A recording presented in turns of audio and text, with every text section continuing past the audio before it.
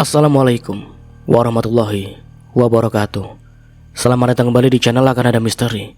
Dan tentunya masih bersama saya Mas Nara. Di kesempatan kali ini saya akan menceritakan sebuah cerita horor dengan judul Lidah Pahit Gadis Pasung. Seperti biasa, sebelum ke ceritanya, bagi kalian yang belum subscribe channel Akan Ada Misteri, silahkan bisa subscribe dulu dan aktifkan lonceng notifikasinya agar kalian tidak ketinggalan cerita mengerikan dari channel Akan Ada Misteri. Dan jangan lupa juga untuk share and like, tentunya agar Mas Nara lebih semangat lagi untuk menghibur kalian.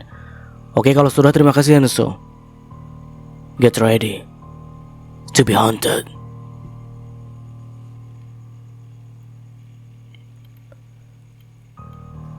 Sebenarnya tidak ada yang terlalu istimewa dari kampung Mojosari. Penduduknya mayoritas bertani. Para pemudanya kebanyakan pengangguran yang setiap harinya nongkrong di pos ronda. Kampung itu sama sekali tidak terkenal. Bayi yang lahir di sana seakan sudah ditentukan garis hidupnya.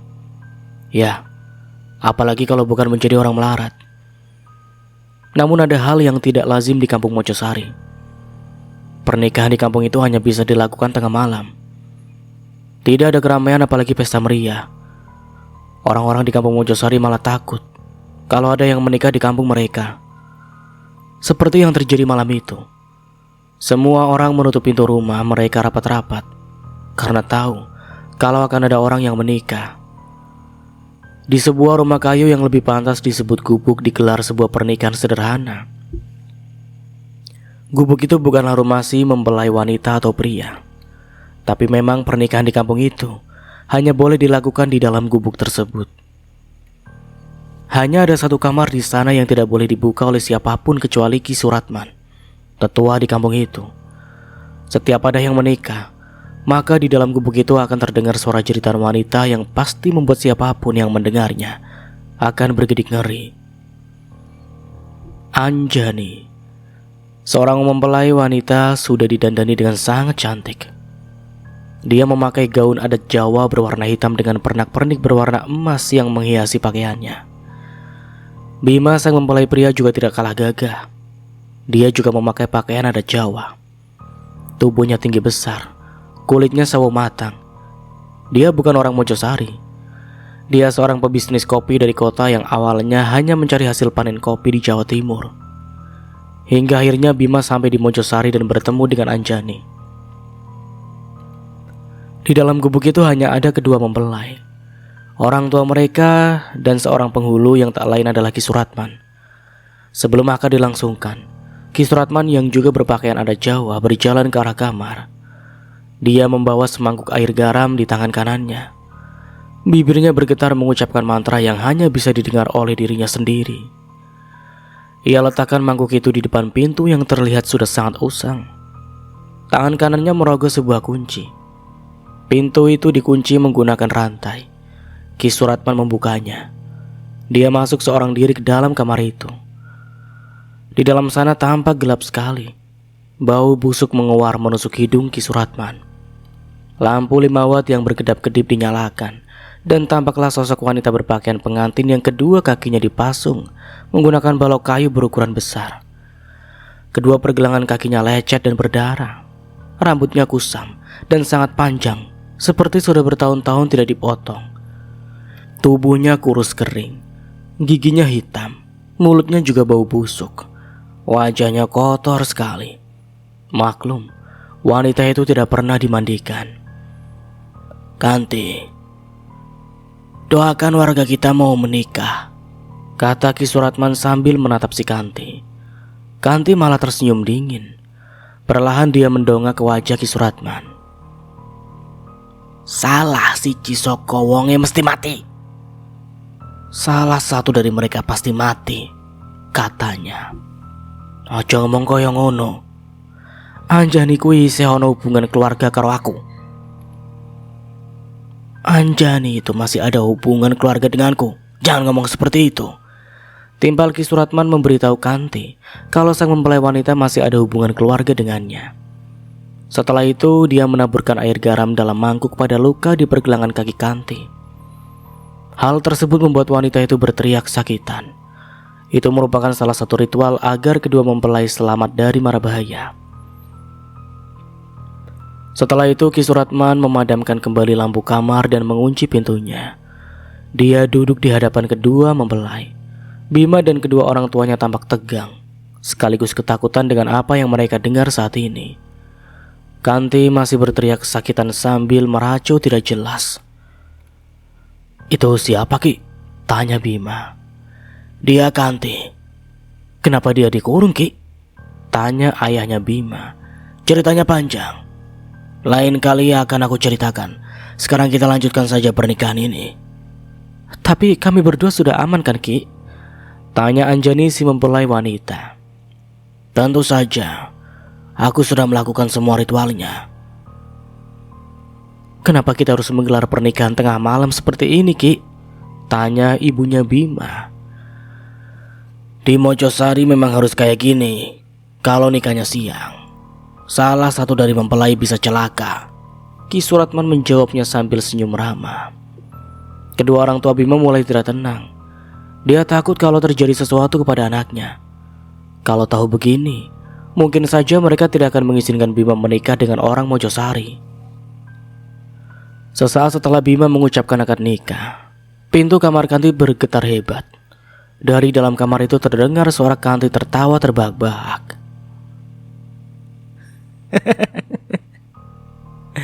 "Dia bakal jadi temanku," Kanti berteriak. Siapa yang akan menjadi temannya? Apakah itu sebuah ancaman bagi kedua mempelai? Semua orang yang ada di dalam gubuk itu ketakutan kecuali Ki Suratman. Dia bangkit lalu mendekat ke arah kamar Kanti. Pintu itu berhenti bergetar. Suara Kanti juga tidak lagi terdengar. Ki Suratman kembali duduk di hadapan kedua mempelai. Dia berkata kepada mereka kalau semuanya masih aman terkendali, tapi mereka tetap saja ketakutan dan sangat cemas. "Tolong ceritakan yang sebenarnya, Ki. Apa yang terjadi di kampung Mojosari ini?" tanya Bima. Bima menatap wajah Ki Suratman. Pertanyaan itu cukup mewakili rasa penasaran kedua orang tua Bima. Sebelum Ki Suratman bercerita, dia menoleh ke arah Anjani dan kedua orang tuanya yang sudah sepuh. Anjani malah tertunduk lesu. "Ceritakan saja, Ki," kata Bapak Anjani. Ibu Anjani juga mengangguk kepada Ki Suratman. Ki Suratman menarik nafas dalam-dalam lalu menghembuskannya perlahan. Dia mulai bercerita. "Dulu, di Mojosari ini ada seorang dukun yang sangat disegani. Dia bisa menyembuhkan berbagai penyakit, membuat penglaris usaha, bahkan bisa mendatangkan jodoh seseorang," ujar Ki Suratman. Dia mengubah posisi sila terlebih dahulu sebelum melanjutkan cerita. "Lalu, Ki?" tanya ya Bima penasaran. Ki Suratman menarik nafas lagi. "Sayangnya, dukun itu malah melakukan ritual terlarang yang menyebabkan kampung kami dikutuk." "Ritual apa, Ki?" tanya Bima. "Muji setan." "Itu ritual untuk apa, Ki?" "Awet muda, dukun itu percaya dengan janji-janji setan dan ingin hidup abadi. Akibatnya kampung kami terkutuk. Setiap ada orang kampung Mojosari yang menikah, beberapa hari kemudian salah satu mempelai pasti akan mati. Kami sudah coba untuk melangsungkan pernikahan di luar Mojosari, tapi tetap sama saja. Salah satu mempelai pasti mati, entah itu sakit atau kecelakaan," jelas Ki Suratman. "Batalkan saja pernikahan ini, Ki. Bima, ayo kita pulang." Mendengar cerita Ki Suratman, ayah Bima langsung menarik lengan anaknya. "Ceraikan istrimu malam ini juga," tambah ibu Bima. Anjani tertunduk sambil menangis sesenggukan di pelukan kedua orang tuanya. Yang dia takutkan ternyata terjadi. Dari awal, Anjani sengaja tidak memberitahu Bima soal rahasia kampung Mojosari. Dia takut Bima tidak mau menikahinya. "Enggak, Bu. Aku sudah terlanjur sayang sama Anjani," tutur Bima. Dia menatap ibunya dalam-dalam. "Cari perempuan lain saja. Ini kampung setan. Nanti kamu celaka," bentak ayah Bima. "Cukup." Ki Suratman berdiri. Wajahnya kini penuh emosi. Itu membuat semua orang di ruangan terdiam dan hanya menyisakan suara tangis Anjani. Kedua orang tua Anjani tidak banyak cakap karena mereka sudah sangat tua. Mojosari bukan kampung setan. Kalau kalian tidak mau menikahkan anak kalian dengan Anjani, ya silahkan ceraikan. Tapi ingat, Bima sudah pernah melakukan akad dengan orang Mojosari dan aku akan lepas tangan kalau nanti ada hal buruk yang menimpa anak kalian, ujar Ki Suratman. Bajingan! Ayah Bima merenggut baju Ki Suratman. Buru-buru Bima menahan ayahnya itu. Dengarkan Bima, ayah. Apapun yang terjadi, Bima tidak akan menceraikan Anjani. Lagi pula ayah sama ibu tenang saja. Selama kita menuruti arahan Ki Suratman, Bima yakin semua akan baik-baik saja. Iya kan, Ki? Bima menoleh ke arah Ki Suratman. Dengan tenang Ki Suratman menganggukkan kepalanya. Ceritaku belum selesai, kalian sudah marah saja. Dengarkan dulu sampai selesai. Ki Suratman kembali duduk bersila. Kalian semua jangan khawatir. Selama kita melakukan ritual pernikahan ini dengan benar, aku yakin kedua mempelai akan baik-baik saja. Ayah Bima mengatur nafasnya. Dia sebisa mungkin menahan emosi. Dia lalu bertanya kepada Ki Suratman soal dukun yang membuat petaka kampung Mojosari.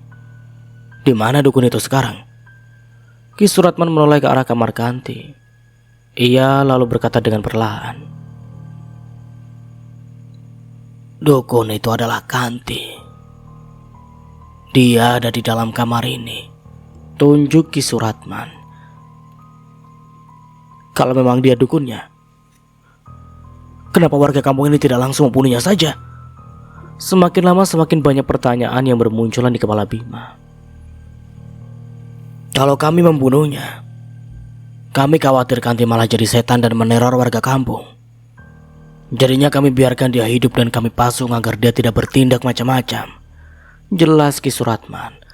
Tidak lama setelah Ki Suratman berbicara, terdengar suara dari balok kayu seperti diseret, disusul dengan suara ketukan dari dalam pintu kamar Kanti. Sebaiknya kita pergi dari gubuk ini, saran Ki Suratman. Kedua orang tua Bima keluar lebih dulu dari gubuk itu tanpa berkata apapun kepada anaknya. Bima, Anjani dan kedua orang tuanya menyusul dari belakang, dan Ki Suratman yang paling terakhir keluar dari gubuk. Ia memadamkan lampu gubuk dan mengunci pintunya dengan rantai. Di dalam kamar Kanti gelap gulita. Perempuan itu menggerak-gerakkan kedua kakinya. Ia juga menggoyangkan tubuhnya perlahan, lalu tersenyum mengerikan. Air liurnya menetes ke sembarang arah. Kemudian Kanti berkata dengan suara serak dan pelan, Anjani, desis Kanti. Keesokan paginya, kampung Mojosari tampak mencekam. Para pemuda yang biasanya sepagi ini sudah nongkrong di pos ronda, memilih berdiam diri di rumah. Mungkin karena semalam ada orang yang menikah di gubuknya si Kanti. Mereka yakin kalau pernikahan di kampungnya itu membawa sial. Jadi biasanya mereka akan mengurung diri di rumah selama 3 hari. Lain halnya dengan Ki Suratman. Dia tidak percaya dengan mitos itu. Sepagi ini dia sudah berada di kandang kuda miliknya. Setiap pagi Ki Suratman memang rajin memandikan kuda kesayangannya. Di rumahnya Ki Suratman tinggal berdua dengan pembantunya Mbak Hafisah. Walau sudah tua, Mbak Hafisah masih tampak lincah dengan cekatan kalau diperintah oleh Ki Suratman. Selain membersihkan rumah majikannya, Mbak Hafisah juga rutin mengantarkan makanan untuk Kanti. Tidak seperti warga kampung lainnya, Mbak Hafisah sama sekali tidak takut kepada Kanti. Dia sudah terbiasa berinteraksi dengan perempuan malang itu. Mbak Hafisah, panggil Ki Suratman, tangannya masih sibuk menggosok tubuh kuda dengan sikat. Iya, Doro, sahut Mbak Hafisah dengan tergopoh-gopoh. Dia muncul dari dapur. Kanti sudah dikasih makan? Tanya Ki Suratman tanpa menoleh ke arah Mbak Hafisah. Belum, Doro. Ya sudah, sana kasih makan. Baik, Doro. Mbak Hafisah segera beranjak ke dapur lagi. Sesaat kemudian dia muncul kembali dengan membawa rantang nasi. Dia lalu pergi ke gubuknya Kanti. Mbak Hafisah sebenarnya kasihan melihat kondisi Kanti. Dia ingin sekali memandikan perempuan malang itu, tapi Ki Suratman melarangnya. Sesampainya di depan gubuk, Bu Hafizah membuka rantai yang membelenggu pintu gubuk. Dia pun masuk ke dalamnya.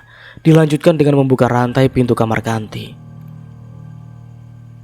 Pintu itu perlahan dibuka menimbulkan suara derit yang nyaring. Seketika saja rantang yang dibawa Bu Hafizah jatuh. Nasi dan tempe tumpah acak-acakan. Tanpa pikir panjang lagi, dia langsung lari sekuat tenaga untuk memberitahu Ki Suratman. Tidak sampai 10 menit, Bu Hafizah sudah sampai di halaman kandang kuda Ki Suratman. Dia tidak langsung berbicara. Nafasnya tersengal. Bu Hafizah memegang kedua lututnya. Dia kelelahan karena lari dengan seluruh tenaga yang dia punya. Ndoro, Kanti Ndoro. Kalimatnya terputus-putus. Kamu itu kenapa, Mbok? Ada apa sama si Kanti? Kata Ki Suratman juga ikut panik. Kanti hilang, Ndoro. Hah? Hilang? Yang benar kamu, Mbok? Sumpah, Ndoro, saya nggak lihat Kanti di kamarnya. Bahkan balok pasungnya juga hilang. Bangsat! Umpat Ki Suratman. Dia masuk ke dalam rumahnya untuk mengambil sebuah keris.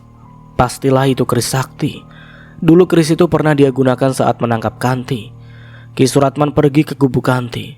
Dan benar saja, apa yang dikatakan Bu Hafizah itu. Si Kanti menghilang. Bahkan balok pasungnya juga hilang. Ini aneh. Tidak butuh waktu lama, kabar tentang hilangnya Kanti langsung menyebar ke seluruh warga kampung Mojosari. Kabar itu membuat mereka panik dan ketakutan. Jadi selama Kanti dikabarkan hilang, kampung itu seketika nambah sepi. Hanya orang-orang pilihan Ki Suratman saja yang berkeliaran setiap malam untuk mencari keberadaan Kanti. Tidak terkecuali dengan Bima dan Anjani. Sudah beberapa hari ini mereka berdiam diri di rumah. Bima sudah punya rencana akan membawa Anjani ke kota. Dia yakin kehidupan mereka di sana akan lebih nyaman ketimbang di Mojosari. Malam itu Anjani sedang mematur diri di depan cermin sambil menyisir rambutnya yang panjang. Bima masuk ke dalam kamar dan langsung menyentuh kedua pundak istrinya itu. Dari pantulan cermin, Bima memperhatikan paras istrinya yang cantik. Anjani pun tersenyum. Bima memeluk istrinya lalu membaringkannya di atas kasur. Namun baru saja Bima hendak merangkul istrinya, tiba-tiba Anjani berteriak. Dia melihat bayangan Kanti terpantul di cermin. Kenapa sayang? Tadi ada Kanti di cermin. Nafas Anjani terengah-engah. Raut wajahnya sangat ketakutan. Mana? Gak ada kok.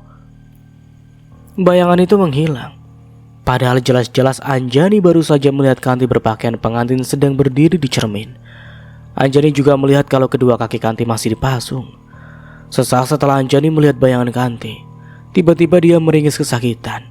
Tangannya mencoba menggapai-gapai punggungnya yang terasa ada sesuatu. Ada apa sayang? Punggung aku sakit, jawab Anjani sambil meringis. Bima memeriksa punggung istrinya. Ia menemukan benjolan kecil sebesar biji kelereng di punggung istrinya di sebelah kanan. Ada benjolan? Besok kita periksa ke dokter ya.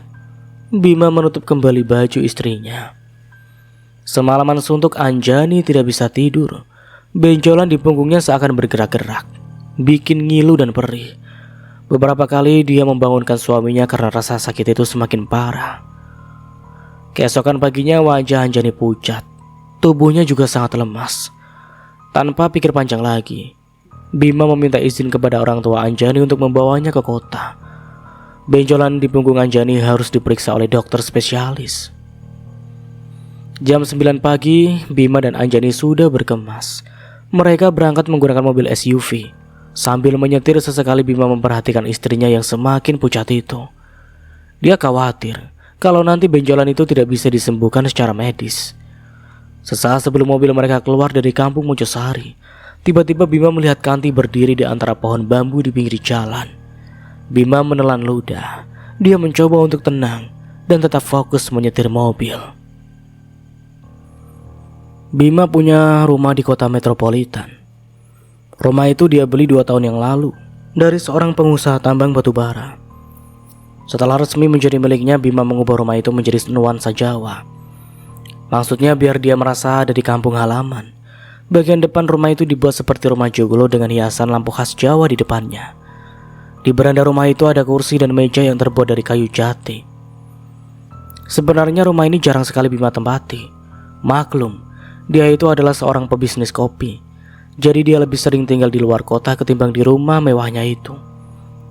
Selama Bima berada di luar kota, rumah itu hanya dijaga oleh seorang satpam.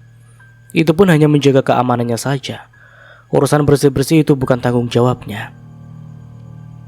Oleh karena itu, saat pertama kali Anjani menginjakan kaki di rumah Bima, dia terkejut karena tidak menyangka kalau suaminya punya rumah sebesar ini di kota. Dia juga bingung bagaimana cara membersihkan rumah sebesar itu. Debu menempel di mana-mana, juga banyak sarang laba-laba. "Mas, rumah ini sudah berapa tahun gak kamu tempati?" "Dari pertama beli sekitar 2 tahun lalu. Ya habisnya aku selalu sibuk di luar kota." "Sayang sekali ya mas, padahal rumahnya bagus banget." Anjani masih memperhatikan ruang tamu di rumah itu.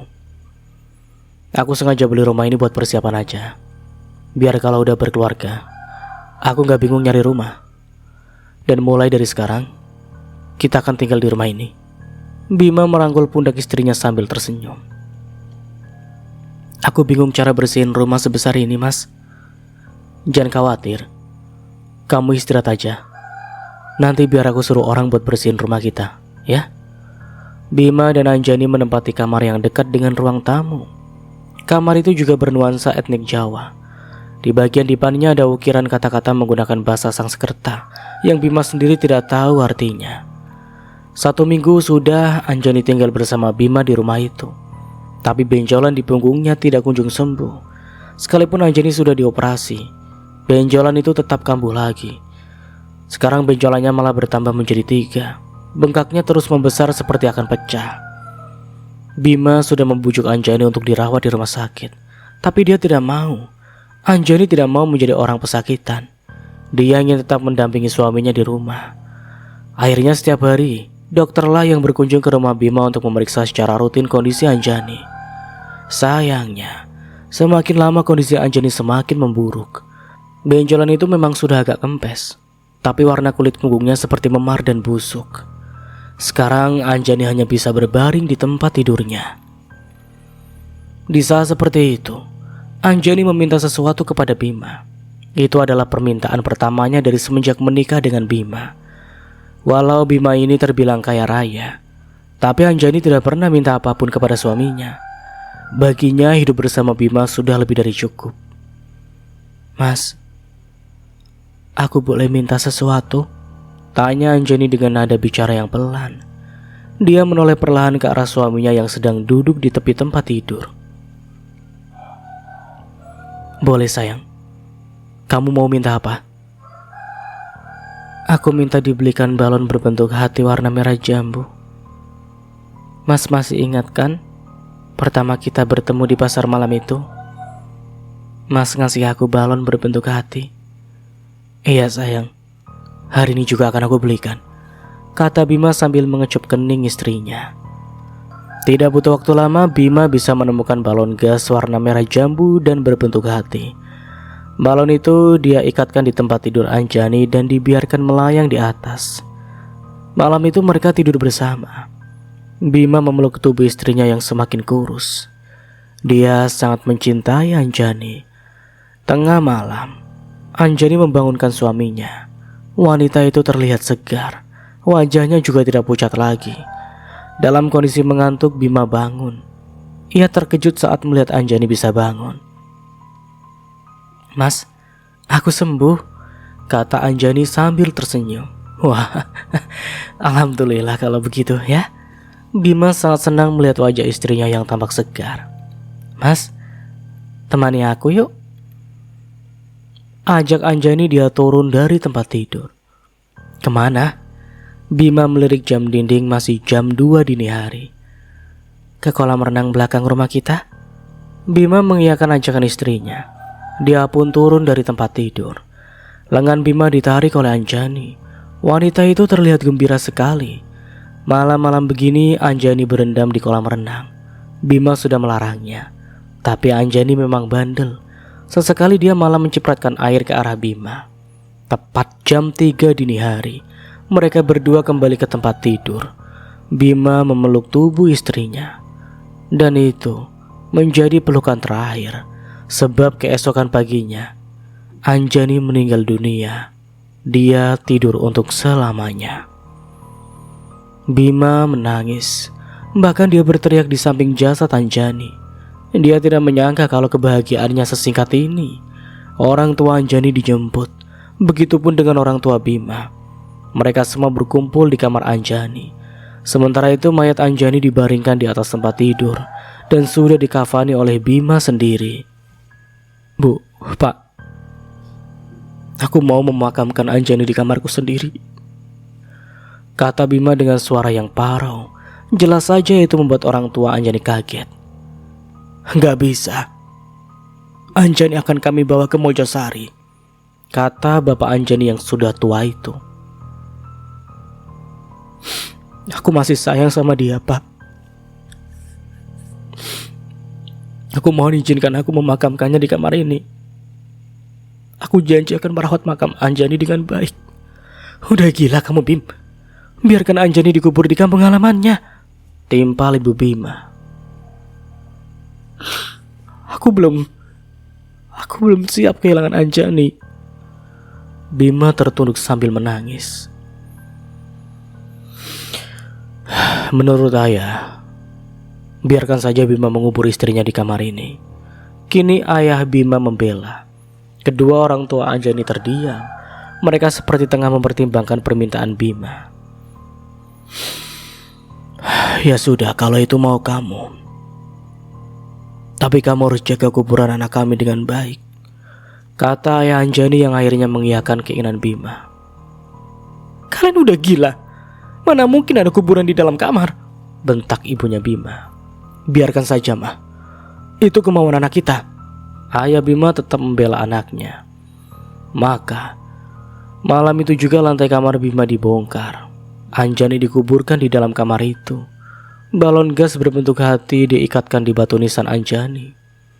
Mereka tidak menyadari satu hal, bahwa di sudut ruangan kamar Bima yang remang, Kanti berdiri menyaksikan pemakaman Anjani. Kanti sudah sejak lama ada di kamar itu. Dari awal dia memang mengikuti Anjani. Bima rela melewatkan banyak klien potensialnya demi merawat makam Anjani. Bisnis kopi yang dia kelola perlahan pendapatannya kian menurun. Sebab yang dilakukan Bima setiap hari hanya berdiam diri di kamar sambil mengelus-ngelus batu nisan istrinya. Setiap pagi dan sore, Bima rajin menyiram makam istrinya itu. Walaupun dia sangat menyayangi makam istrinya, Bima tidak tidur di kamar itu, melainkan mengisi kamar yang bersebelahan dengan makam. Suatu malam Bima terbangun. Dia mendengar suara pintu kamar sebelah dibanting berkali-kali. Suara itu sangat mengganggu. Bima heran, siapa yang melakukannya? Padahal di rumah itu dia hanya tinggal sendirian. Pak Satpam tidak mungkin masuk ke dalam rumah tanpa izin Bima. Terpikirlah oleh Bima kalau yang membanting pintu kamar sebelah itu adalah maling. Buru-buru dia bangun, lalu mengambil sebuah pistol tipe Glock 20 yang ia beli dari pedagang ilegal. Sambil mengendap-endap Bima mendekat ke pintu kamarnya. Dia harus hati-hati, takutnya maling itu juga bawa pistol. Dengan pelan dia buka sedikit pintu kamarnya dan mengintip dari celah pintu itu. Tidak sampai 10 detik, Bima dengan cepat menutup kembali pintu kamarnya. Dia kaget dengan apa yang dilihatnya barusan. Di pintu kamar tempat Anjani dimakamkan, dia melihat sosok si Kanti sedang memainkan daun pintu. Wajahnya datar dan menakutkan. Rambutnya menjuntai panjang, mungkin sampai 10 meter merambat di atas lantai. Bima masih mendengar suara pintu dibanting. Jantung Bima berdetak hebat.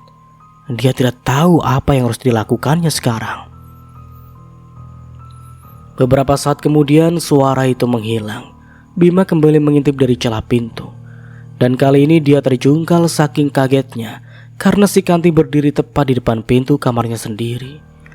Pintu kamar Bima perlahan terbuka sedikit. Mungkin hanya 1 jengkal tangan orang dewasa. Masih dalam posisi duduk, Bima meringsut mundur sambil mengarahkan pistolnya ke pintu. "Salah aku apa? Kenapa kau terus menggangguku?" bentak Bima. Tidak ada sosok yang muncul dari balik pintu itu. Bima bangkit sambil terus waspada. Dia mendekat ke arah pintu. Dari balik pintu itu ada seseorang yang melempar sebuah kain kafan yang tampak kotor. Masih ada butiran tanah pada kain kafan itu. Segera Bima ambil kain kafan itu. Terpikirlah sesuatu di kepalanya. Buru-buru dia keluar lalu masuk ke dalam kamar tempat Anjani dikubur. Bima mematung di depan pintu kamar istrinya.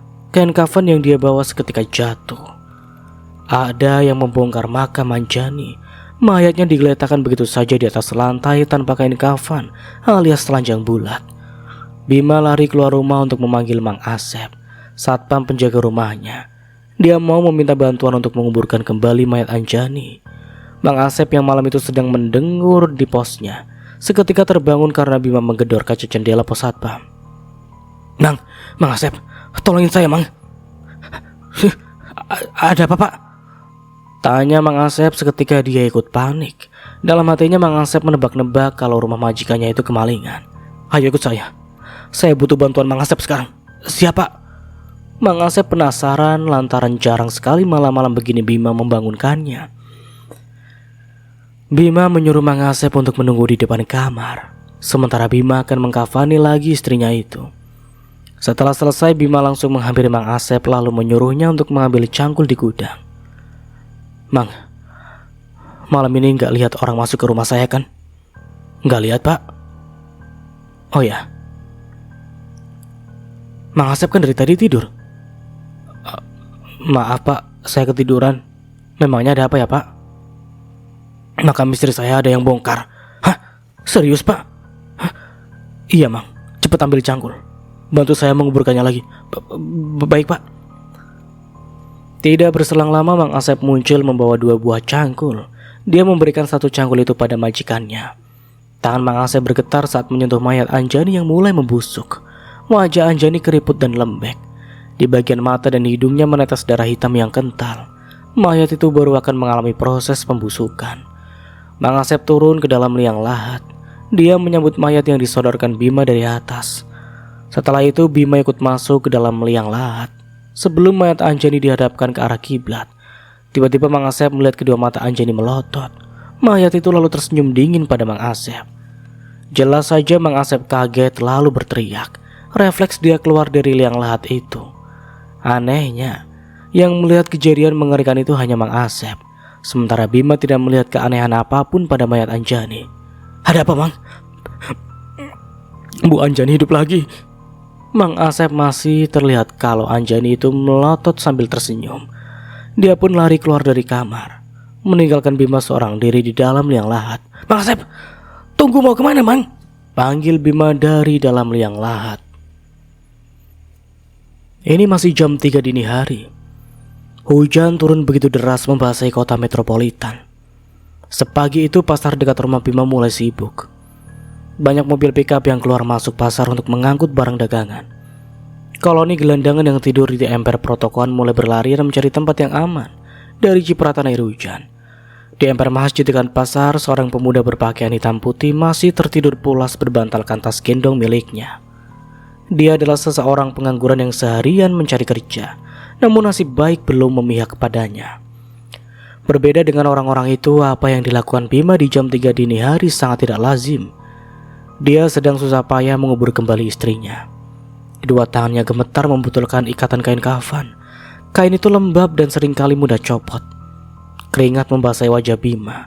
Sesekali menetes di wajah istrinya yang mulai membusuk. Setelah berhasil menghadapkan jenazah ke arah kiblat, dia menutupnya dengan papan lalu menguburkannya kembali. Setelah selesai, Bima terkapar di samping kuburan istrinya. Dia sangat kelelahan hingga akhirnya tertidur pulas. Jam 10 pagi Bima tergarap bangun. Kamar itu sangat kotor. Tanah berserak di mana-mana. Cangkul bekas semalam tergeletak di samping Bima. Dia mengucek kedua matanya lalu beranjak ke kamar mandi. Langkah Bima terhenti saat melihat tapak kaki berlumur tanah di atas lantai. Tapak itu mengarah ke kamar mandi. Perlahan Bima mengikutinya. Setibanya di kamar mandi, tapak kaki misterius itu merambat ke dinding dan berhenti di dekat lampu. Di sana ada sebuah tulisan menggunakan noda tanah.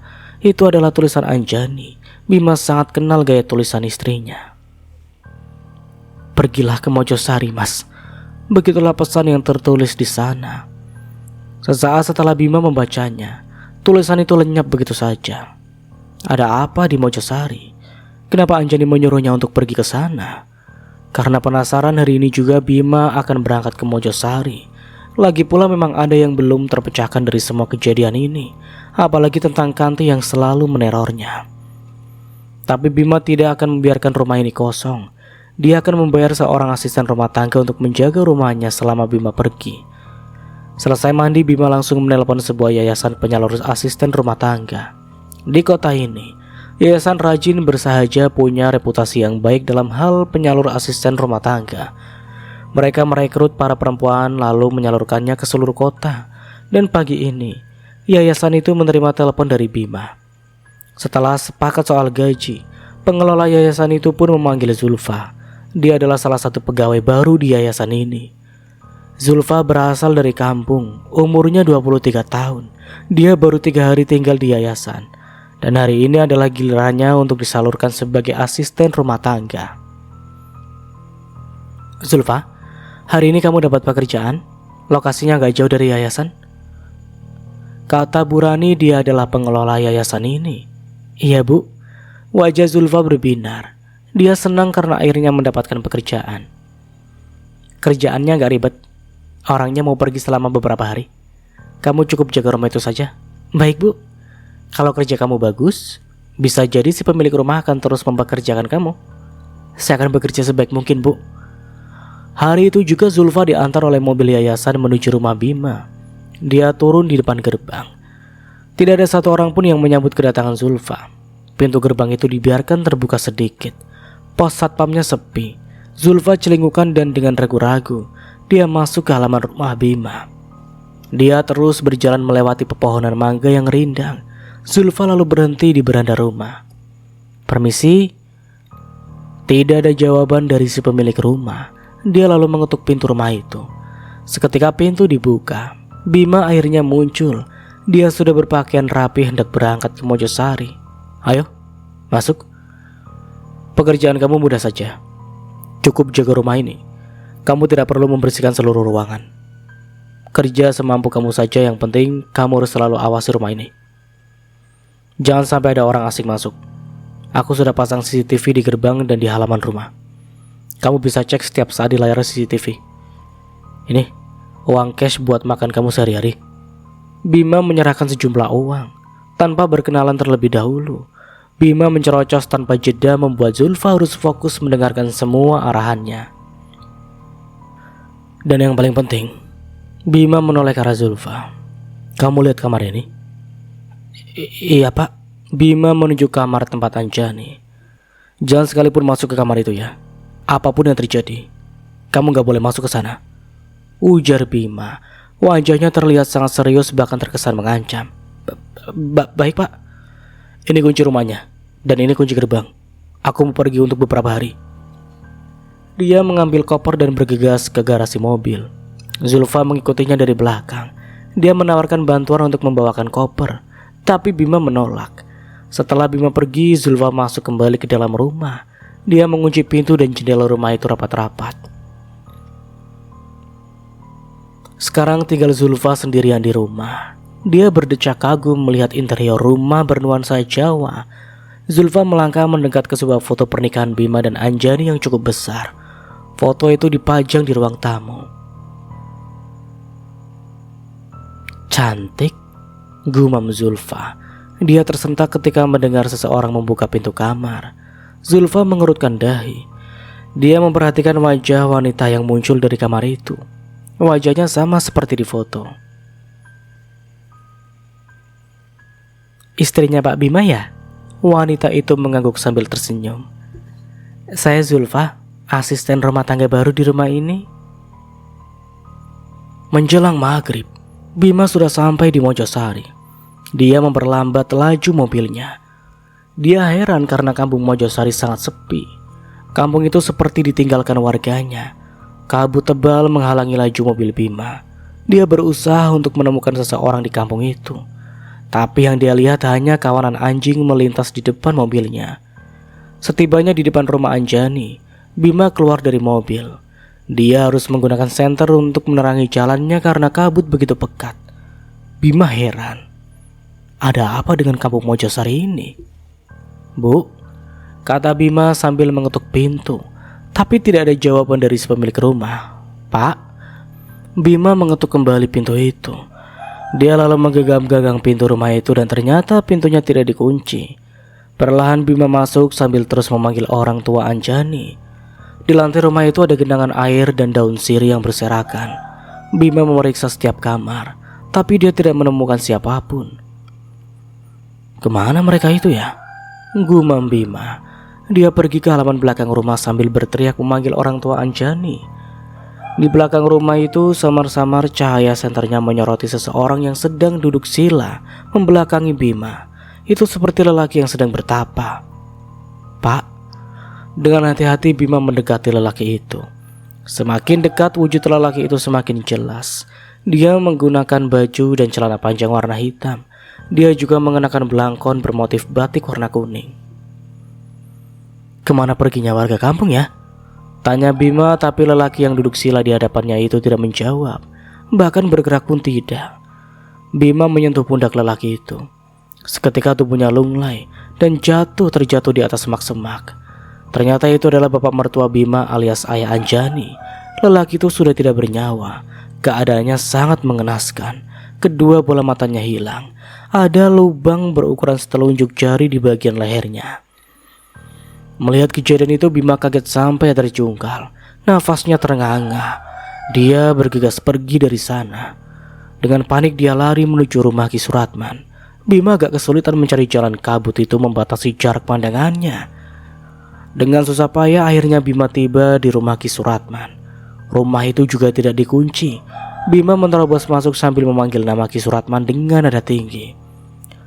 Di lantai rumah Ki Suratman juga ada genangan air dan daun-daun sirih yang berserakan. Dengan tergesa-gesa, dia membuka pintu kamar Ki Suratman. Di dalam kamar itu ada Ki Suratman yang sedang hikmat melakukan sebuah ritual. Dia duduk sila sambil mengacungkan keris pusakanya ke langit. Kedua matanya terpejam. Bibirnya bergetar mengucapkan mantra. Ki, sapa Bima sambil pelan-pelan mendekati Ki Suratman. Bima menyentuh pundak lelaki itu. Seketika saja Ki Suratman tersentak kaget. Kanti iblis! Kalimat itu otomatis keluar dari mulut Ki Suratman. Dia panik sambil mengamuk. Untung saja Bima bisa menenangkan Ki Suratman. Tenang Ki, tenang, ini saya Bima. Bima, ngapain kamu di sini? Tanya Ki Suratman. Saya mau cari ibu mertua saya Ki. Mereka kemana? Ada apa dengan Mojosari ini Ki? Kenapa bapak mertua saya mati? Si Kanti. Ini semua gara-gara Kanti, jawab Ki Suratman dengan getir. Selama ini si Kanti juga menerorku Ki. Ki Suratman tidak bisa berkata apa-apa lagi. Tatapan wajahnya kosong. Apa warga kampung ini semuanya mati Ki? Sebagian mati, tapi masih ada yang selamat. Mereka semua sudah mengungsi. Sebelum bertanya kembali, tiba-tiba terdengar suara rombongan orang. Mereka menyanyikan lagu berbahasa Jawa. Mereka datang. Ki Suratman wajahnya sangat cemas sambil berucap. Mereka siapa? Bima mengerutkan dahi karena penasaran. Dia tengok rombongan orang itu dari balik jendela. Betapa terkejutnya Bima saat melihat ada sebuah arak-arakan tanpa wujud. Di atas arak-arakan itu ada saung kecil yang hanya muat satu orang. Di saung itu ada si Kanti yang sedang duduk sambil menatap lurus ke depan.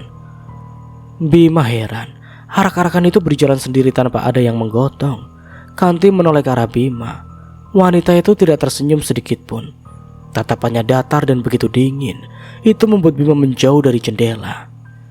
Jangan dilihat, bisik Ki Suratman. Arak-arakan itu sudah pergi. Bima dibawa oleh Ki Suratman menuju kampung tetangga. Warga Mojosari yang masih hidup mengungsi di sana. Kata Ki Suratman, ibu mertua Bima juga ikut mengungsi di kampung tersebut.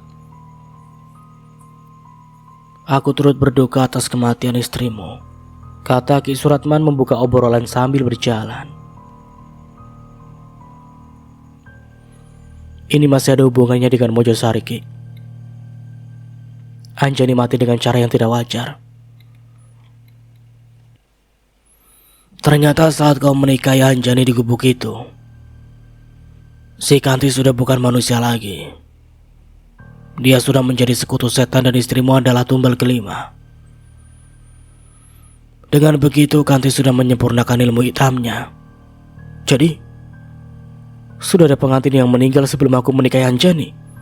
Tanya Bima, dia menghentikan langkahnya. Iya. Sebelum Kanti dipasung, sudah ada 4 pengantin wanita yang mati. Sebelum kau menikahi Anjani, aku sempat menikahkan pasangan janda dan duda di gubuk si Kanti. Sampai sekarang mereka masih hidup. Dugaanku Kanti ini hanya menumbalkan pengantin yang masih perawan saja. Kata Ki Suratman. Mereka berdua berjalan kembali melewati jalan setapak. Kalau memang Kanti sudah menyempurnakan ilmu hitamnya, kenapa dia masih menggangguku, Ki? Kalau itu, aku tidak tahu, jawab Ki Suratman singkat. Bima tidak menimpali lagi. Ia mengarahkan cahayanya ke jalan setapak. Setelah pernikahan kalian, Mojosari dilanda penyakit. Penyakit? Penyakit apa, Ki? Bima mengerutkan dahi. Ada benjolan di punggung mereka. Semakin lama semakin besar. Setelah itu kempis, dan mereka mati satu persatu dengan mengenaskan. Penyakit itu sama persis dengan yang dialami istriku, Ki. Ki Suratman mengangguk. Awalnya kami warga kampung mengobati benjolan itu dengan daun sirih, tapi tetap tidak berhasil. Dokter pun tidak sanggup menyembuhkan penyakit itu, lanjut Ki Suratman. Ki Suratman menghentikan langkahnya. Dari kejauhan dia melihat ada seseorang yang mendekat. Dia pun menarik tangan Bima, mengajaknya untuk bersembunyi di balik pohon. Dengan hati-hati Ki Suratman dan Bima mengintip di dari balik pohon itu. Itu Burhan, salah satu warga kampung Mojosari. Burhan berjalan sempoyongan sambil menggapai-gapai benjolan di punggungnya. Dia meringis kesakitan lalu jatuh tersungkur. Bima hendak menolong lelaki itu, tapi Ki Suratman menahannya. Jangan, kau lihat itu. Ki Suratman menunjuk ke pohon yang menjadi sandaran Burhan. Dari atas pohon perlahan merayap sosok wanita berjubah hitam. Kukunya juga hitam dan panjang. Dia mendekati Burhan yang sedang kesakitan di bawah pohon. Sosok wanita itu melilit leher Burhan dengan rambutnya yang panjang. Dia kemudian menarik tubuh lelaki itu ke atas pohon. Wanita itu mencongkel kedua mata Burhan dengan kukunya yang hitam dan panjang. Burhan berteriak kesakitan. Sesaat kemudian, suara Burhan tidak terdengar lagi. Lehernya ditusuk menggunakan kuku oleh wanita itu. Setelah Burhan mati, tubuhnya dijatuhkan begitu saja dari atas pohon. Ayo, kita pergi dari sini, ajak Ki Suratman. Di kamar Bima ada sebuah lemari besar yang ada cerminnya. Malam itu, Anjani duduk menghadap lemari. Dia minta rambutnya disisir oleh Zulfa. Seharian bersama Zulfa, Anjani tidak banyak bicara. Dia terkesan selalu murung dengan wajahnya yang amat pucat. Rambut Bu Anjani bagus ya, puji Zulfa sambil tersenyum memandangi wajah majikannya di cermin. Anjani tidak menimpalinya. Dia menatap cermin dengan tatapan kosong. Kalau boleh tahu, Bu Anjani ini asli mana ya? Tanya Zulfa. Mojosari, jawabnya singkat. Itu di Jawa ya? Anjani mengangguk pelan. Bu Anjani kok di rambutnya banyak tanah? Zulfa membersihkan butiran tanah yang menempel di rambut Anjani. Aku bersihkan dulu ya, Bu. Lanjut Zulfa, dia meniup butiran tanah yang menempel di sela-sela rambut Anjani. Tidak lama berselang, terdengar suara seseorang mengetuk pintu. Bu, ada yang ngetokin pintu? Zulfa cek dulu ya. Zulfa pun beranjak dari kamar Bima. Setelah ditelusuri ternyata suara itu bersumber dari kamar tempat Anjani dikuburkan. Zulfa ingin sekali memeriksa kamar itu, tapi dia tidak diizinkan masuk oleh Bima. Halo? Ada orang di dalam? Tanya Zulfa. Tidak ada jawaban sama sekali, tapi suara ketukan pintu masih terdengar. Kemudian pintu itu terbuka sedikit. Suara deritanya terdengar nyaring. Zulfa mundur 3 langkah. Dia menjauh dari pintu itu. Apapun yang terjadi, dia tidak akan masuk ke dalam kamar itu. "Kamu siapa?" tanya Zulfa tanpa melihat seorang pun yang muncul dari kamar itu. Zulfa yakin masih ada seseorang yang menghuni rumah ini. "Kanti," jawab seorang perempuan dari balik pintu kamar. Suara itu terdengar parau, seperti orang yang sedang sakit. Bima tiba di kampung tetangga. Ternyata para pengungsi dari Mojosari tidak tinggal di rumah warga, melainkan dibuatkan tenda dari terpal. Warga kampung di sana awalnya takut kedatangan pengungsi dari Mojosari. Mereka takut penyakit itu menular. Namun setelah berunding, akhirnya pengungsi Mojosari dibuatkan tenda yang letaknya jauh dari pemukiman warga. Tenda pengungsi itu bersebelahan dengan pemakaman umum. Tidak butuh waktu lama bagi Bima untuk menemukan ibu mertuanya, Rusmana, ibu Anjani. Saat itu sedang duduk di atas kursi plastik di luar tenda. Dia mendongak ke langit yang mulai gelap. "Bu," sapa Bima. Rusmana menoleh. Seketika saja dia menangis dan menubruk Bima untuk memeluknya. Sambil terseduh, Rusmana lalu menceritakan kembali apa yang terjadi di Mojosari, juga tentang suaminya yang mati di kampung itu. "Ibu sendiri baik-baik aja kan?" "Di sini sakit." Rusmana menggapai punggungnya menunjuk titik yang ia rasa sakit. Bima meraba punggung ibu mertuanya. Ternyata ada sebuah benjolan persis dengan yang dialami Anjani. Bima menghembuskan nafas berat. Dia tertunduk lesu. Bima tidak tahu apa yang harus dia lakukan untuk menyelamatkan ibu mertuanya itu. Ketika Bima masuk ke dalam tenda, dia melihat keadaannya sangat memprihatinkan. Ada yang sedang mengobati keluarganya dengan daun sirih. Ada juga yang berteriak kesakitan sambil menggapai-gapai punggungnya. Bima juga menyaksikan seorang kakek yang ditangisi keluarganya. Kakek itu sudah tidak bernyawa. Tampaknya dia baru saja mengembuskan nafas terakhirnya beberapa menit yang lalu. Sementara Ki Suratman membantu keluarga itu untuk mengurus jenazahnya. Tengah malam Bima tidak bisa tidur. Dia duduk termangu di luar tenda. Pikirannya kemana-mana. Dia tidak menyangka kalau hidupnya akan dihadapkan dengan situasi kalut seperti ini. Terlintas dalam benak Bima dia harus kembali ke Mojosari seperti apa yang diminta mendiang istrinya. Maka malam itu juga dia berangkat ke Mojosari seorang diri. Bima menyusuri jalan setapak, melewati pepohonan besar. Dia hanya membuat sebuah senter sebagai penerang. Setibanya di Mojosari dia masuk ke rumah Ki Suratman. Rumah itu cukup besar. Selain menjadi tetua di Mojosari, Ki Suratman memang orang yang paling kaya di kampung itu. Bima menyusuri kamar demi kamar. Tidak ada yang aneh di rumah itu. Bima tidak menemukan petunjuk apapun. Namun saat Bima hendak keluar dari rumah, kakinya menginjak keramik yang berderit. Keramik itu seperti tidak disemen. Itu berbeda dengan keramik lainnya yang kokoh menyatu dengan tanah. Bima penasaran. Ia lalu bongkar keramik itu lalu menggali tanahnya. Siapa tahu dia menemukan sesuatu di dalam sana. Di kedalaman 100 cm, Bima menemukan kotak kecil yang terbuat dari kayu jati. Dia segera membukanya. Di dalam kotak itu terdapat seikat rambut, 1 gigi taring, dan sebuah foto hitam putih. Bima terkejut melihat foto itu. Meski telah usang, dia jelas mengetahuinya. Itu adalah foto pernikahan Ki Suratman dengan seseorang wanita yang wajahnya tidak asing lagi bagi Bima. Iya, wanita di foto itu adalah Kanti. Sesaat kemudian di luar rumah terdengar ringik kuda. Buru-buru Bima memasukkan kembali kotak tersebut ke dalam tanah, lalu menguburnya. Dia menutup kembali permukaan tanah menggunakan sekeping keramik. Kemudian Bima mendekat ke jendela sambil menunduk. Dengan hati-hati dia mengintip dari balik jendela. Di luar sana ada Ki Suratman menunggangi kuda. Lelaki itu menghampiri Kanti yang berdiri di hadapannya.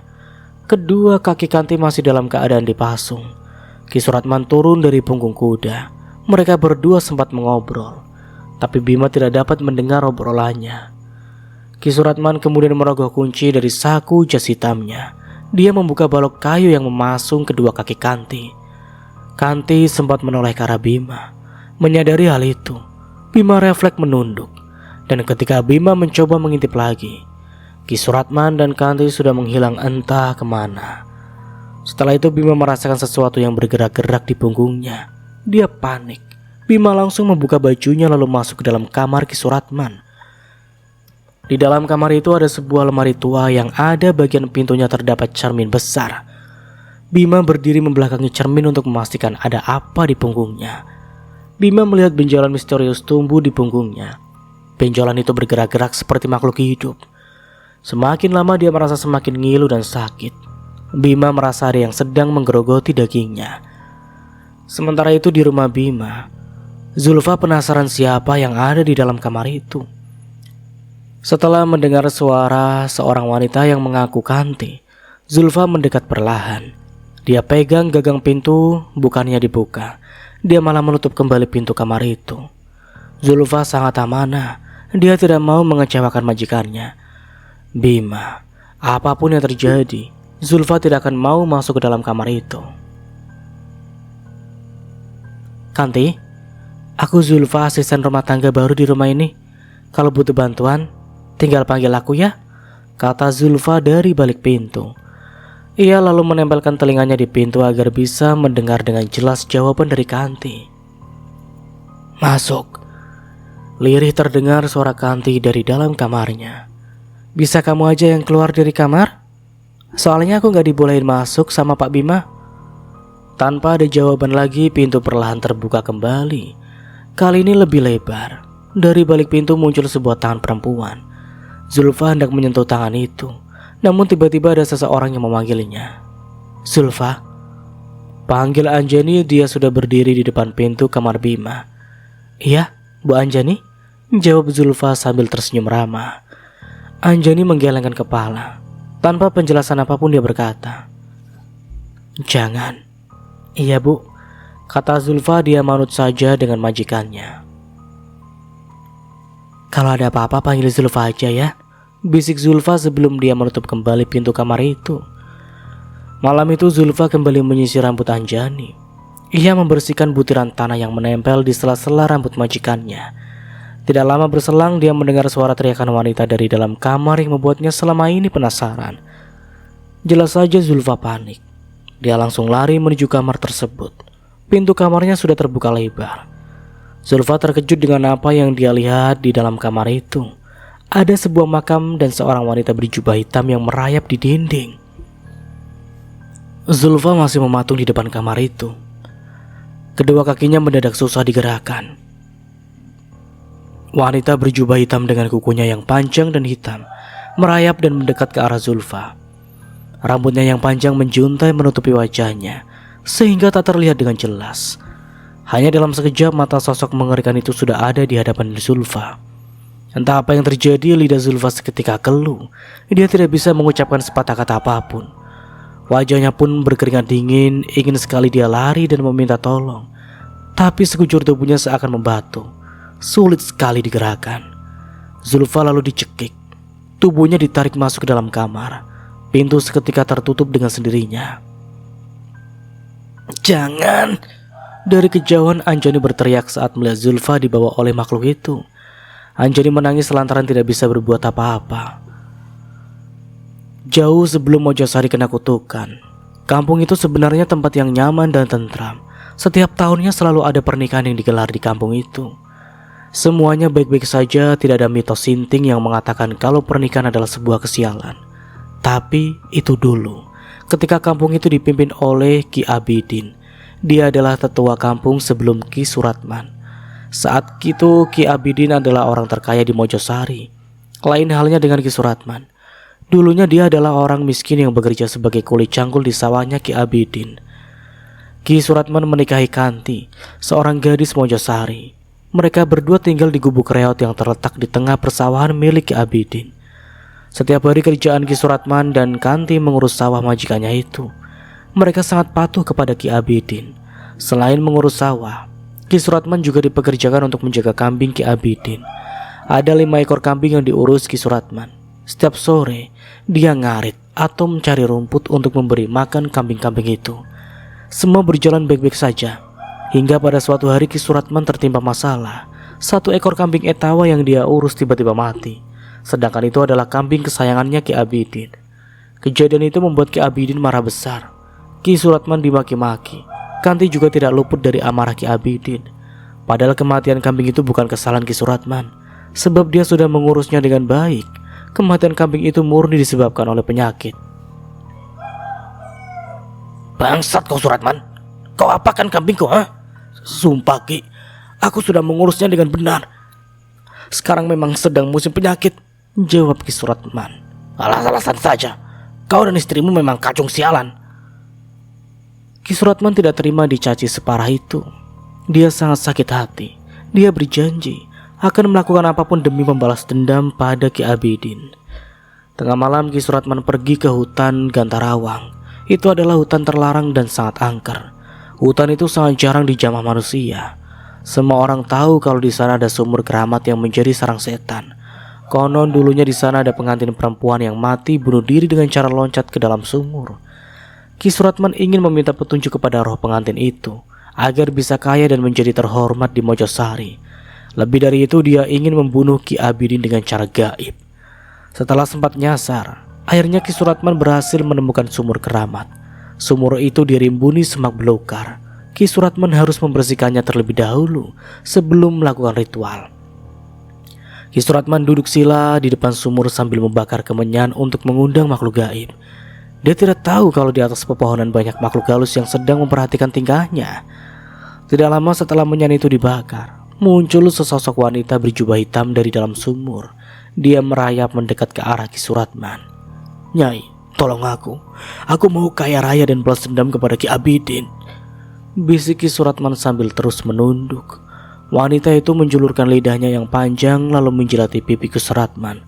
Kemudian dari dalam mulutnya, dia mengeluarkan segumpal daging berwarna hitam pekat. Istrimu harus makan ini, kata makhluk mengerikan itu dengan suara parau. Baik, Nyai. Ki Suratman mengambil gumpalan daging itu lalu memasukkannya ke dalam kantong plastik hitam. Sebelum subuh Ki Suratman sudah tiba di saungnya. Kanti masih tidur pulas. Buru-buru Ki Suratman membangunkan istrinya itu. Kanti, bangun. Kanti. Ada apa, Mas? Tanya Kanti masih dalam keadaan mengantuk. Ki Suratman mengeluarkan segumpal daging dari dalam plastik. Makan ini. Dia menyodorkan daging tersebut ke wajah mulut Kanti. Kanti menolak. Sebab daging yang disodorkan suaminya bergerak-gerak seperti hidup. Dia merasa jijik. Kamu harus makan ini. Aku mau kaya, bentak Ki Suratman. Ia mencekoki Kanti, memaksanya untuk menelan daging tersebut. Ketika daging berhasil ditelan, punggung Kanti tiba-tiba terasa panas seperti dibakar. Kanti mengamuk dan berteriak seperti cacing kepanasan. Ki Suratman tidak tahu apa yang akan terjadi dengan istrinya itu. Di punggung Kanti ada benjolan yang bergerak-gerak membuat Kanti semakin berteriak kesakitan. Dia pun jatuh pingsan. Dan keesokan paginya, saat Ki Suratman bangun, Kanti sudah tidak ada di saung. Dia menghilang entah kemana. Kampung Mojosari geger lantaran Ki Abidin dan semua keluarganya mati mengenaskan di rumahnya. Ada lubang di punggung mereka. Itu seperti lubang bisul yang baru saja pecah. Di sisi lain, kejadian itu membuat Ki Suratman sangat bahagia. Akhirnya dia bisa balas dendam kepada majikannya itu. Dia merasa sangat puas. Sementara itu, si Kanti sudah dirasuki oleh makhluk jahat di dalam tubuhnya. Dia sering menghilang dan datang kembali secara tiba-tiba. Bahkan Kanti sulit diajak bicara. Dia lebih banyak diam dan kadang mengerang sendiri kalau tengah malam. Kekayaan Ki Suratman memang bertambah dari waktu ke waktu. Dia juga menjadi tetua di Mojosari menggantikan Ki Abidin. Namun yang tidak dia sadari adalah soal imbalan di balik keberhasilannya itu. Ki Suratman tidak tahu kalau kematian pengantin perempuan di kampungnya disebabkan oleh setan yang dia puja di sumur keramat. Ada seorang pengantin Jawa yang pernah bunuh diri di sumur keramat itu. Roh pengantin itu cemburu dengan setiap mempelai perempuan yang baru menikah. Oleh karena itu dia selalu mengincar pengantin perempuan dan membunuhnya. Setelah tahu Ki Suratman tidak dapat membiarkan begitu kematian setiap mempelai perempuan di Mojosari, dia pun sudah mendatangi sumur keramat itu dan meminta agar tumbalnya diganti dengan kambing atau kerbau. Tapi tetap saja, setiap ada yang menikah di kampungnya, si mempelai wanita selalu mati. Bahkan kematian itu dengan cara yang sama, yaitu bermula munculnya benjolan di punggung mereka. Ki Suratman sempat mendapatkan petunjuk melalui mimpi. Ada seorang kakek tua yang memberikan Ki Suratman kalau si pengantin mau selamat, Kanti harus dipasung dalam gubuk yang terpisah dari permukiman warga. Pernikahan juga harus digelar tengah malam dan di dalam gubuk Kanti. Ki Suratman menuruti petunjuk dalam mimpinya itu. Dia lalu menikahkan pasangan janda dan duda. Hasilnya pasangan itu selamat. Ki Suratman pun merasa berhasil. Dia tidak tahu kalau yang selama ini menjadi tumbal hanya pengantin yang masih perawan. Hal itulah yang menyebabkan Anjani mati. Dia menjadi korban setan sumur keramat. Bima mengenakan kembali pakaiannya, lalu pergi dari rumah Ki Suratman. Namun sebelum masuk ke dalam mobil, dari kejauhan dia mendengar suara perempuan meminta ampun. Bima tidak jadi pulang. Penasaran dia pun mencari sumber suara perempuan itu. Setelah ditelusuri, dia melihat Ki Suratman sedang menyeret paksa seorang perempuan tua. Perempuan itu tidak lain adalah Mbok Hafisah, pembantu Ki Suratman. Aku tahu apa yang telah kamu lakukan, Mbok, teriak Ki Suratman sembari menyeret paksa Mbok Hafisah menuju sumur keramat. Ampun Ki, ampun. Bima terus mengikuti mereka dari belakang. Sesekali dia bersembunyi di balik pepohonan agar tidak ketahuan si Ki Suratman. Setibanya di sumur keramat, Ki Suratman mendorong Mbok Hafisah hingga tersungkur di depan sumur. Warga kampung kena penyakit ternyata gara-gara Mbok Hafisah. Ngapain Mbok di sumur keramat ini, hah? Ki Suratman memarahi pembantunya itu. Ada garam yang ditaburkan di sekeliling sumur itu. Dia tahu kalau selama ini Ki Suratman melakukan pemujaan setan yang membuat warga Mojosari menderita. Tapi yang dilakukan Mbok Hafisah malah berakibat fatal. Setan penghuni sumur itu marah besar sehingga wabah penyakit menyerang warga Mojosari. Kau harus menghentikan kutukan itu, Ki. Kasihan warga kita, Ki, kata Mbok Hafisah. Aku emang salah, Mbok. Tapi aku lagi cari cara jalan keluarnya biar warga kita selamat. Dan sekarang Mbok Hafisah malah mengacaukannya. Pantas saja warga kita kena penyakit. Ini sumur keramat, Mbok. Sarangnya setan. Bima menguping percakapan mereka. Dia tidak menyangka kalau dalang dari semua ini adalah Ki Suratman, orang yang justru sangat Bima percaya omongannya. Kau harus mati, Mbok. Ki Suratman menarik lengan Mbok Hafisah. Lelaki itu akan menjerumuskan pembantunya tersebut ke dalam sumur. Jangan, Ki, teriak Bima. Dia lari menghampiri Ki Suratman. Bangsat kau, jangan ikut campur urusan kampung kami, bentak Ki Suratman sambil mengeluarkan keris yang ia ikatkan di pinggang. Keris itu dihujamkan ke arah perut Bima. Untungnya Bima masih bisa menghindar. Dia kemudian menghantam perut Ki Suratman dengan dengkulnya. Itu membuat lelaki tua itu terjungkal. Rupanya Ki Suratman tidak mudah menyerah. Dia bangkit kembali, lalu menebaskan kerisnya. Kali ini dia mengarahkan pusakanya ke leher Bima. Namun lagi-lagi Bima mampu menepisnya. Keris itu lepas dari genggaman Ki Suratman. Dengan cepat Bima meraih keris itu, lalu menancapkannya di leher Ki Suratman. Dia terkapar dan mengembuskan nafas di tempat, di samping sumur keramat. Bima segera membawa Mbok Hafisah keluar dari hutan. Mereka berdua sudah tiba di Mojosari. Lalu Mbok Hafisah mengajak Bima untuk masuk ke rumah Ki Suratman. Dari dulu Mbok sudah tahu kalau Ki Suratman itu jahat, kata Mbok Hafisah. Tapi kenapa Ki Suratman tega berbuat seperti itu, Mbok? Tanya Bima. Dia sakit hati pada Ki Abidin yang tak lain adalah majikannya dulu. Mbok Hafisah membuka keping keramik lalu mengambil kotak yang pernah Bima temukan. Ini gigi taring dan rambutku. Sengaja ku tanam di rumah ini sebagai salah satu ritual untuk menghancurkan kutukan kampung Mojosari. Kusertakan juga foto pernikahan Ki Suratman dan Kanti, biar mereka ikut binasa. Tapi ternyata ritualku malah berakibat fatal, jelas Mbok Hafisah. Mbok tenang saja. Sekarang Ki Suratman sudah mati. Semoga warga kampung bisa selamat.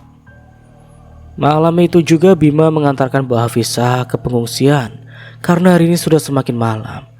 Keesokan paginya semua orang yang ada di pengungsian itu sembuh dari penyakit aneh yang beberapa hari lalu melanda mereka.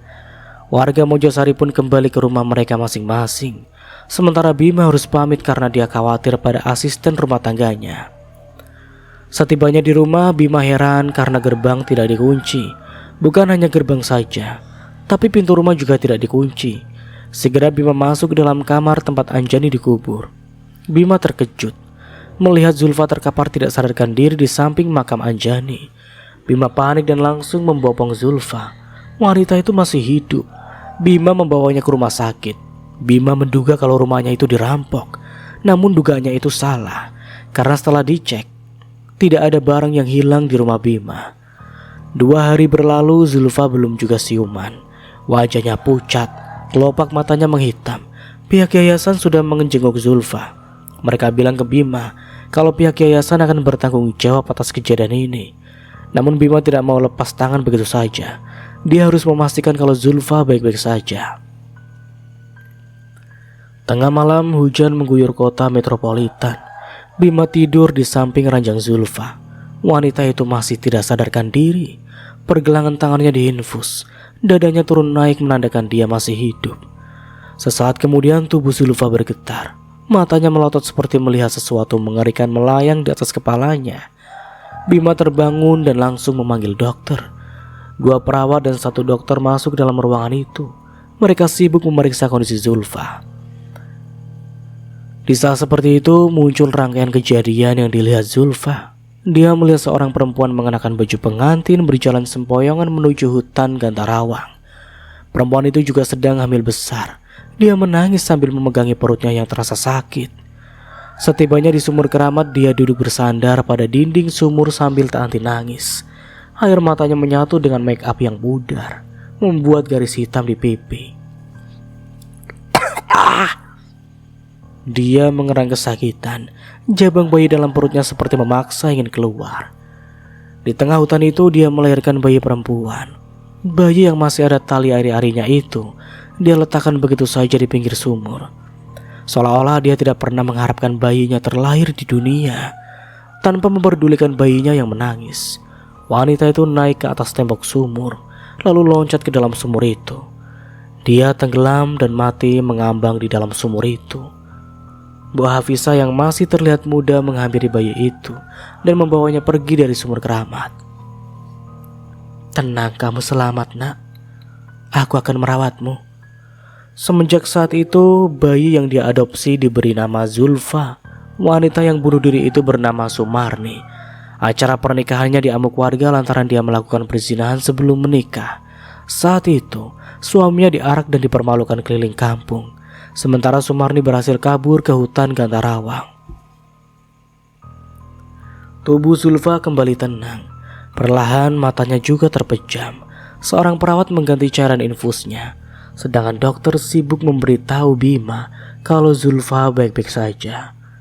Keesokan paginya Zulfa siuman. Tubuhnya masih lemah. Perlahan Bima menyuapinya bubur. "Kita belum sempat kenalan. Aku Bima.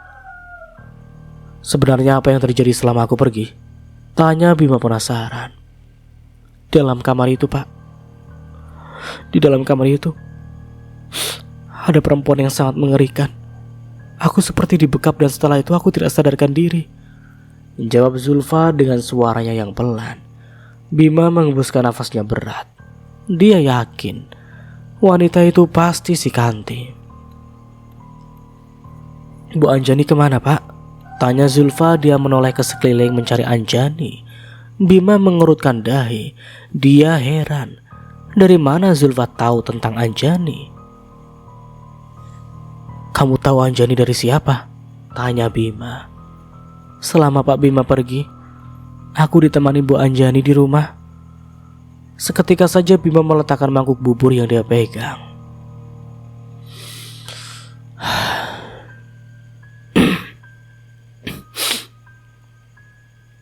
"Anjani itu istriku. Dia sudah meninggal. Aku menguburnya di dalam kamar. Kalau kamu lihat kuburan di dalam kamar, itu adalah kuburan Anjani. Makanya aku melarangmu untuk masuk ke kamar itu," timpal Bima. Enggak mungkin, Pak. Jelas-jelas Bu Anjani bersamaku semalaman kok. Aku nyisirin rambutnya." "Ya sudah, yang penting kamu selamat. Kata Bima, dia kembali menyendokkan bubur untuk Zulfa. 3 hari kemudian Zulfa sudah pulih. Dia tampak segar seperti sedia kala. Bima meminta Zulfa untuk tetap bekerja di rumahnya, tapi Zulfa memilih untuk memundurkan diri. Kejadian yang dia alami sangatlah janggal. Dia tidak sanggup lagi bekerja di rumah itu. "Kamu yakin gak mau kerja di sini lagi?" tanya Bima sambil fokus menyetir. Pagi itu Zulfa minta diantarkan ke stasiun kereta api. "Iya pak, saya mau cari kerjaan lain aja," jawab Zulfa sambil memandangi jalanan yang ramai oleh lalu lalang kendaraan. "Kalau boleh tahu, asal kamu dari mana?" tanya Bima lagi. "Saya juga gak tahu asal saya dari mana pak. Dari kecil saya hidup di panti asuhan. Sampai sekarang saya gak tahu siapa orang tua saya dan dari mana asal saya. Tapi saya cukup beruntung punya orang-orang baik di panti asuhan." Bima mengangguk-ngangguk. "Terus, ini kamu mau kemana?" tanya Bima. Tiba-tiba saja suara besar dan serak keluar dari mulut Zulfa. Mojosari. Jelas itu bukan suara aslinya Zulfa. Bima terkejut mendadak, dia menginjak rem mobil membuat Zulfa tersentak. "Kenapa pak?" tanya Zulfa panik. Nafas Bima terengah-engah, keringat membasahi dahinya. "Tadi kamu bilang Mojosari?" Bima menatap Zulfa yang duduk di sampingnya. "Mojosari? Enggak pak, saya tadi bilang mau ke rumah teman saya." Zulfa menggelengkan kepala. Bima menelan ludahnya sendiri. Dia menarik nafas mencoba untuk tenang. Klakson ramai berbunyi di belakang mobil Bima. Para pengemudi lain geram karena Bima ngerem mendadak. Segera Bima menyalakan kembali mesin mobilnya yang mati. Mobil itu melaju kembali dengan kecepatan stabil. Setibanya di stasiun, Zulfa turun dari mobil Bima. Dia berterima kasih atas kebaikan Bima selama ini. Bima memberinya uang tambahan dan juga sebuah handphone. "Di handphone ini ada nomorku. Kalau nanti kamu berminat kerja lagi di rumahku, telepon saja aku ya." "Iya pak, terima kasih banyak." Mereka pun berpisah. Sambil tersenyum, Zulfa melambaikan tangan pada Bima. Berat rasanya Bima melepas Zulfa. Dia khawatir akan terjadi apa-apa pada wanita itu. Tapi Bima juga tidak bisa memaksa Zulfa untuk tetap bekerja di rumahnya. Sesaat sebelum pergi dari stasiun, Bima melirik kaca spionnya. Dari pantulan kaca itu, dia melihat Zulfa berdiri di pinggir jalan sambil terus memperhatikan mobil Bima. Di samping Zulfa, Bima melihat sosok perempuan berambut panjang dengan pakaian hitam. Perempuan itu tak lain adalah Kanti. Bima mengerutkan dahi. Dia lalu mengerjapkan kedua matanya. Seketika saja sosok Kanti itu menghilang. Dan akhirnya ceritanya pun selesai. Akhirnya ceritanya pun selesai teman-teman. Bagaimana nih menurut kalian? Silahkan tulis pendapat kalian di kolom komentar ya. Kalau menurut Mas Nara ini ceritanya sangat ngeri sih. Ini ceritanya ngeri ya. Pokoknya paket komplit lah. Teka-tekinya, kejadian-kejadiannya dan kengeriannya itu cukup menyeramkan. Tapi nggak tahu kalau menurut kalian bagaimana. Dan seperti biasa juga ya, ambil sisi positifnya dan buang sisi negatifnya dari cerita di atas. Dan tentunya dari Mas Nara mohon maaf bila ada salah kata atau dalam penyampaian cerita. Akhir kata, wassalamualaikum warahmatullahi wabarakatuh. Sampai jumpa di video yang lainnya and see you. Ciao.